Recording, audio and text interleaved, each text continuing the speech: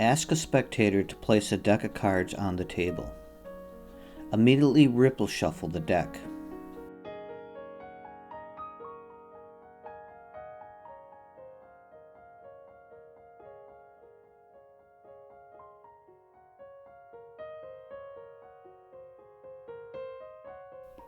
Spread out the cards and ask the spectator to remove one card and memorize it.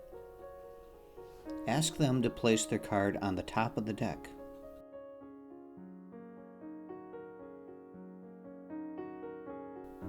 Perform a simple cut.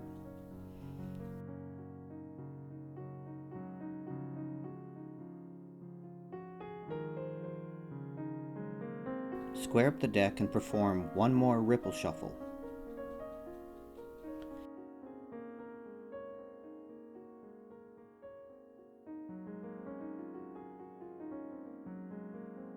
Ask the spectator to think of a number between 25 and 35. Count their selection off the top. In this case, the number is 30.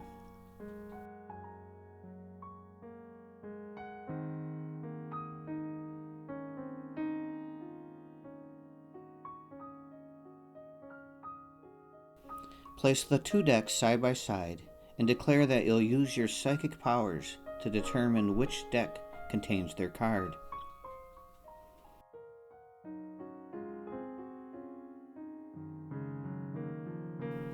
Discard the other deck and explain that you will place each card down and up in an alternating order.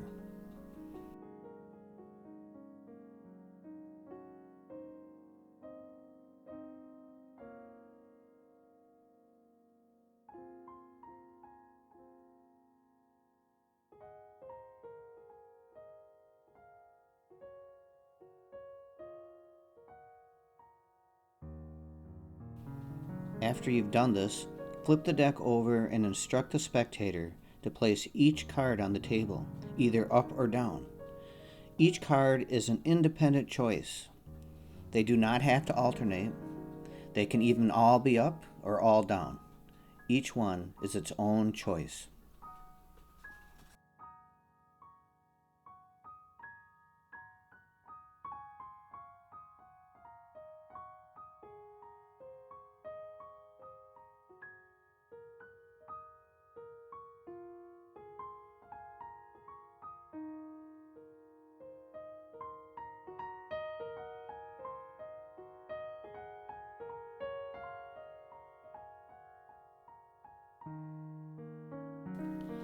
Once they've done this, pick up the deck and place all of the cards one at a time on the table in any random position.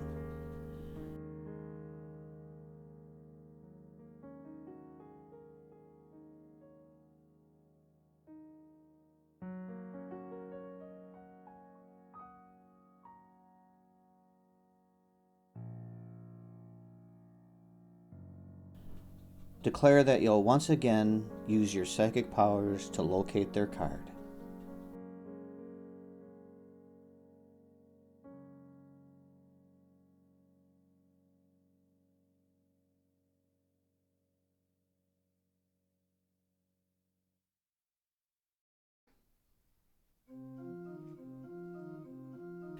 Ask the spectator for a deck of cards. Keeping the deck generally facing down, begin a ripple shuffle.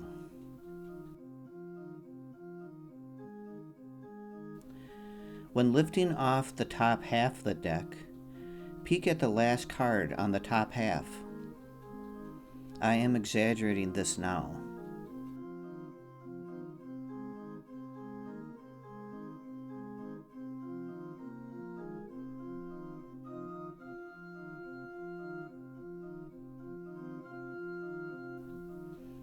I'll do it again quickly and discreetly. The card is the Ace of Hearts. This will be the only card that you'll need to remember. While performing the ripple shuffle, make sure that this card falls to the table firstly. This key card is now on the bottom of the deck. Spread out the deck and ask the spectator to make a selection.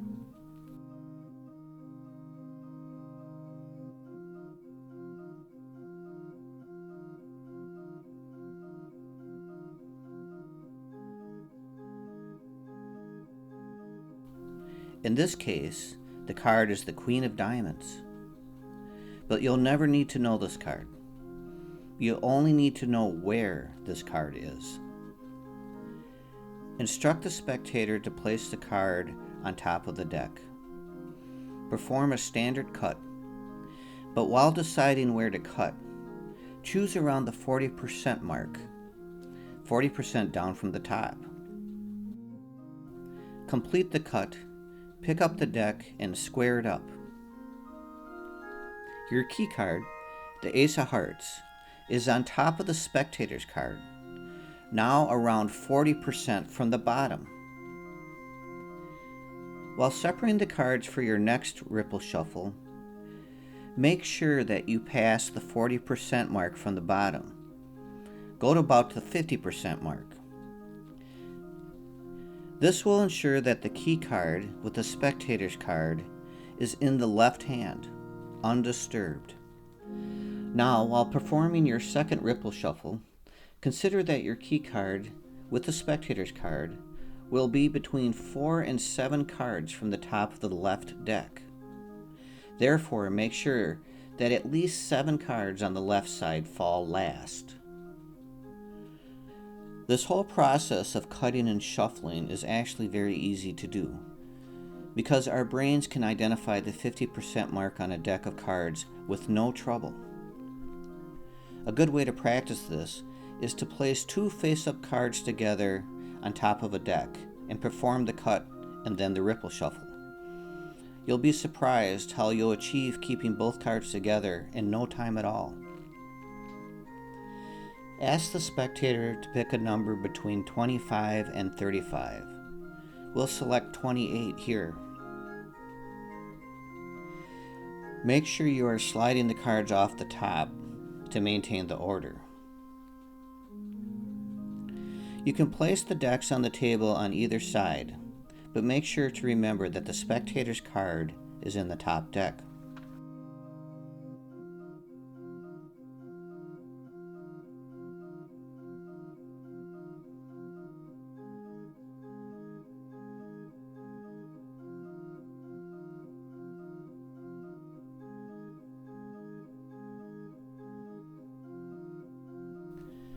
Perform a psychic determination of which deck contains their card, and pick up that deck.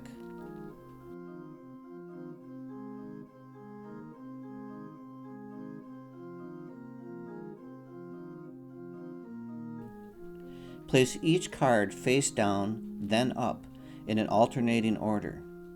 You can start up firstly, but the point is they must alternate. Count each card silently in your head, looking for your key card, the Ace of Hearts. If you see your key card, then you'll know the spectator's card is the very next card, so remember that number. If you don't see your key card, then don't worry, because you'll see it when the spectator deals out their cards. We didn't see it this time. Flip the deck over and tell the spectator to place each card on the table, either up or down. Each card can be of any 2 options. It doesn't have to be alternating. Each card is now an independent choice. Hand the deck to the spectator. Pay close attention to the deck and count the cards, looking for your key card. Since we didn't see it previously, we'll see it here. There's the key card at number 7. Their card is the next one. You never need to know their card, only what position it's in, and whether it's face down or up. In this case, their card is number 8, and ended up face down. Let the spectator continue their decisions. You no longer need to pay attention. Remember, you could have seen the key card previously when you were dealing down the cards, in which case you were home free much earlier.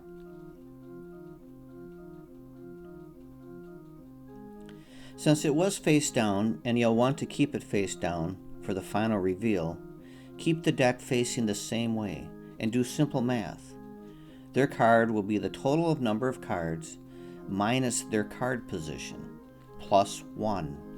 So in this case, the total number was 28 cards, minus 8, their card position, plus 1. The total is now 21. Their card is 21 from the top.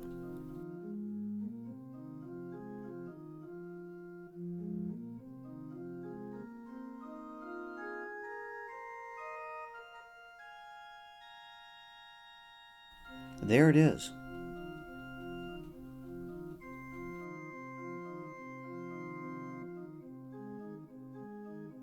If their card ended up face up on the table, then just flip the deck over, and their card is simply their position from the top. In this case, it would have been number 8.